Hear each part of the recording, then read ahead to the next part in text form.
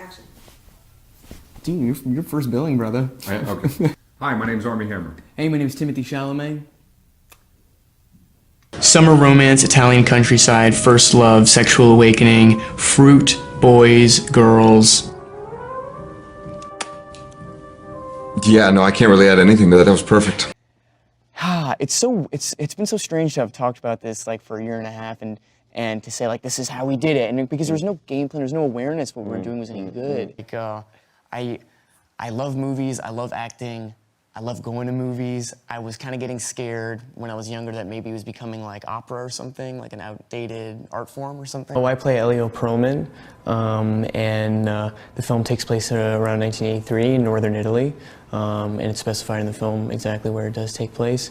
And Elio spends his summers in this villa in the countryside, and his family takes in a graduate student. Elio's father is a professor, and we take in a graduate student every summer. And what starts as a hesitant friendship turns into a more faithful friendship, turns into maybe something more than that. We're gonna get shit-faced. Maybe a couple of drinks. That's what this script Yeah, but no one's counting. It's fine. Good classic Army story. Yes. You know, there's only a click track for that song. There was no music. And so it's like a tremendously awkward experience to be dancing to no music. And so that if I can do the Army meme live.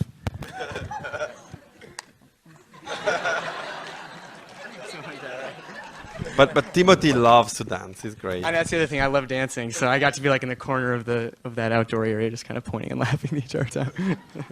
The forbidden aspect. I don't know. There is like a forbiddenness to this love, but I don't think it relates to like. That's the beautiful thing about this movie. I don't think it relates to like sexuality or you know, kind of themes we've seen before. But rather, the forbiddenness is just like an awkwardness towards how to express your first love, and like you have that physical desire, but you don't know what that means. And particularly with Oliver/Armie Hammer, who's 6'5", you just want to crawl all over him. And sense that they're very, very good friends. So tell everybody what the movie is about. You want to? No, you take this. No, you take it. Nah, you do it. What's up? No lining. And I was like, it doesn't have to be longer. It's just that like every pair of bathing suits ever, to my understanding, has had some sort of lining. Two people of the same gender. Thank you. Yeah, exactly, right? But how important was it for you to get that out there and to talk about it now also, maybe? Intimacy. There you go, Armie. There you go, Armie.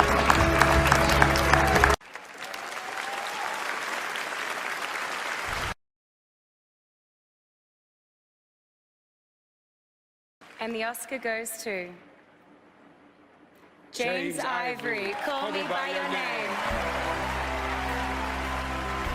Obviously nominated for directing The Remains of the... The advice I got was to watch it before Sundance, because I wasn't gonna be able to watch, like I wouldn't be able to fully appreciate it. But I wanted to like see it in a theater full of people for the first time. So I guess the answer is it's just all very weird, because the first time I watched it, it was like 1,000 people there, so I couldn't really watch it because I was like, man, I'm sitting here with 1,000 people and I'm having sex with a peach on the screen. And but then when it ended, I don't know, like Armie Hammer, who obviously plays Oliver, he had been in Birth of a Nation the year before at Sundance. And the way he had described the reaction when that movie ended, he said it was like an 11-minute standing ovation. People were very enthusiastic about it. And after Call Me By Your Name finished, it was more like stunned in the audience, and I couldn't read it, and I knew what it was. I remember Armie and I like sauntered backstage, and there was like a photo booth, and like we like awkwardly took photos, and then just waited and to see what the reactions were gonna be. But it was a weird. I couldn't see it the first time. We were really lucky to get a good amount of time together, just the two of us. Largely because we were sequestered in a tiny little Italian town where nobody else spoke English. So if we wanted to have a conversation about anything, it was normally with each other. And then we would shoot all day and then go back to my place or his place and rehearse the scenes for the next day, maybe go get dinner, maybe watch like a movie, maybe listen to some music, whatever, and then do it all again the next day. And we really got to build a good foundation of comfortability and safety between the two of us before we even ever started shooting anything. In such a way that there would have been like a level of artifice to it had it been in LA or New York, even if we had spent that amount of time together, because it would have been the choice to spend that time with one another. And here, like Armie said, it was, this is what we wanted to be hanging out. We were, you know, this is how we were passing the time, so the chemistry built very naturally, it felt like. We basically did together everything that we did in the movie. We rode bikes around Crema. We listened to music. We talked about. There were some things in the movie that we didn't do. Right. That's true. He got to Crema, and I had been there about a month already, and I just knew all the spots in town. So the first day he got there, we got on our bikes together, and we were riding around. And it kind of took the shape of the movie, and everything else that happened in the movie happened in real life. Just not kidding.